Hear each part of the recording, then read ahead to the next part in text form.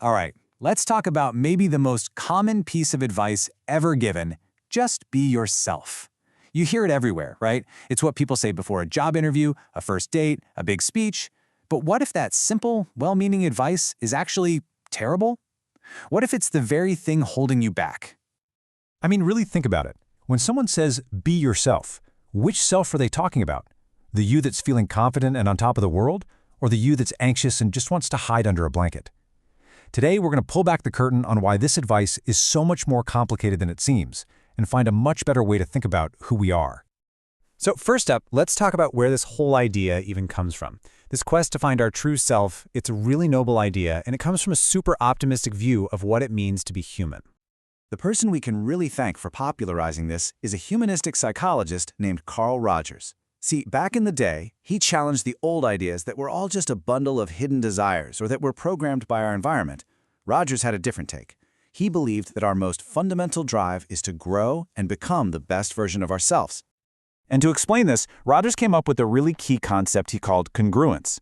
Basically, he said that true happiness comes from this state of harmony, where the person you believe you are right now lines up perfectly with the person you're striving to become. It's all about bringing these two selves together. On one hand, you've got your self-image. That's the, this is who I am right now. And on the other, you've got your ideal self, the, this is who I want to be. Rogers said that the smaller the gap between these two, the more congruent, and yeah, the more authentic you feel.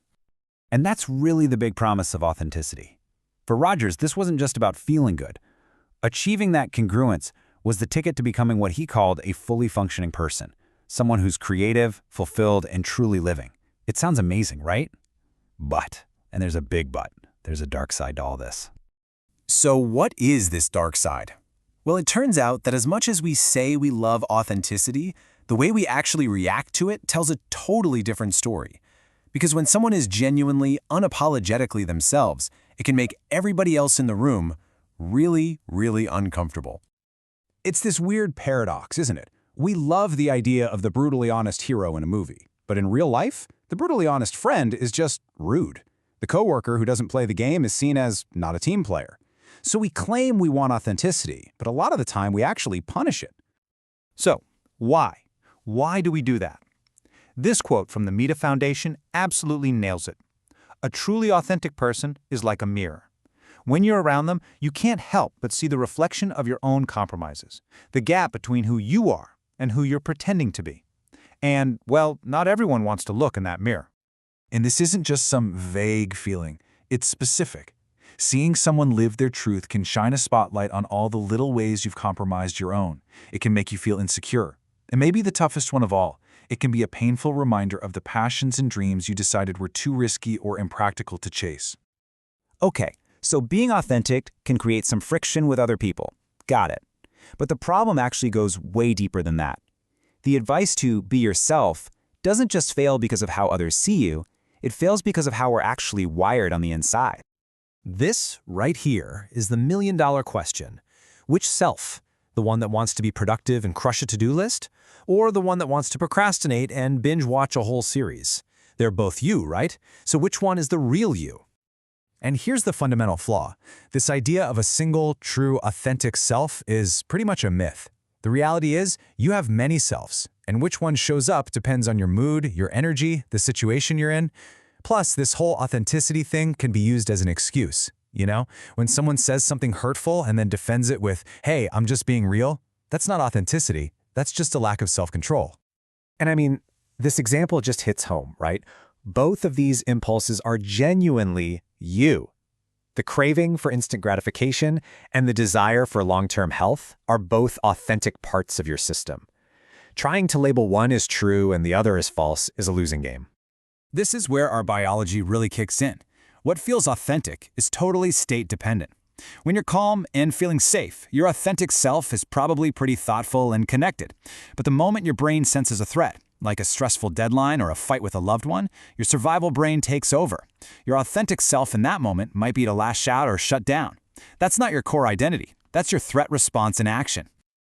Okay, so if chasing this one single authentic self is a dead end, then what are we supposed to do? Well, the goal isn't to just give up and be fake. It's to aim for something much more dynamic, much more useful, and honestly, way more powerful. It's called alignment. Alignment is a total game changer. It's not about finding one true self to perform. It's about recognizing that you have all these different parts inside you. The scared part, the ambitious part, the lazy part, the wise part, and learning to lead them all with curiosity and kindness. It's about being the CEO of your own inner world, not just an actor reading a single line. Here's the difference in a nutshell. Authenticity, the way we usually talk about it, is static. It's a thing you're supposed to be. Alignment is a process. It's something you do. It's about shifting from asking, is this the real me, to asking, how can I get all these parts of me on the same page so I can make a good choice? So here is the one thing you can start doing right now. The next time you feel torn or conflicted, just pause. And instead of trying to figure out what's more authentic, just ask yourself this simple question. Which part of me is talking right now? Is this my anxiety talking, my ego, my inner critic? Or is it a wiser, calmer part of me? Just asking that question changes everything. At the end of the day, the real work isn't about picking a winner from your internal committee. The goal is to get your whole system regulated and calm so you can hear from all your different parts and then make a choice. It's the difference between reacting from just one emotional part and responding with your whole integrated self. And that brings us right back to the beginning. The advice to just be yourself is flawed because it's too simple. It doesn't honor how complex and amazing we are. A much more powerful way to live is to see yourself as the leader of this incredible internal team. So the real question isn't who am I, it's which part of me right now is ready to lead.